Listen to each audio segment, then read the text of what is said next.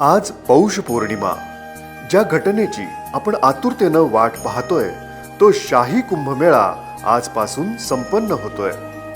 प्रयागराजच्या पवित्र भूमीमध्ये कुंभमेळ्याची सुरुवात होऊन पुढचा 1.5 महिना विविध विधी आणि कार्यक्रम होणार आहेत। आज पौष पौर्णिमेच्या निमित्तानं शाही स्नान होतंय, ज्यात विविध आखाड्यांचे पीठाधीश, साधू, महंत पवित्र स्नान करतील।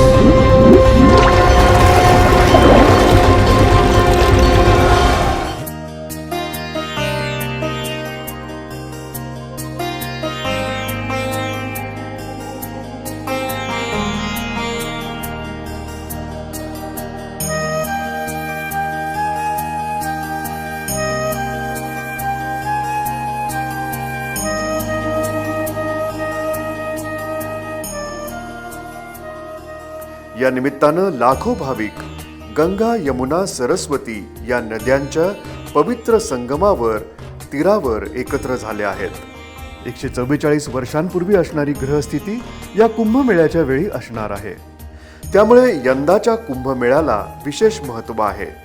इथे खास एकत्र जमा झालेले हजारो नागा साधू या पर्वणीसाठी खूपच उत्सुक आहेत। सुमारे 30 ते 40 कोटी लोक या एकंदर पर्वात कुंभमेळ्यासाठी हजेरी लावतील असा अंदाज आहे। त्यासाठी अर्थातच प्रशासन सज्ज झालं आहे। दर 12 वर्षांनी प्रयागराज इथं होणारा हा महाकुंभमेळा प्रशासनाच्या दृष्टीने सुद्धा एक आव्हान असतं। इथं या निमित्तानं उभारण्यात आलेली महाकुंभ नगरी तात्पुरती वसवलेली जगातली सर्वात मोठी नगरी ठरली आहे। हरिद्वार, उज्जैन आणि आपल्याकडे दर 12 वर्षांनी नाशिकला कुंभमेळा संपन्न होतो। नाशिकच्या कुंभमेळ्यासाठी आपल्याला 2027 पर्यंत वाट पाहावी लागणार आहे।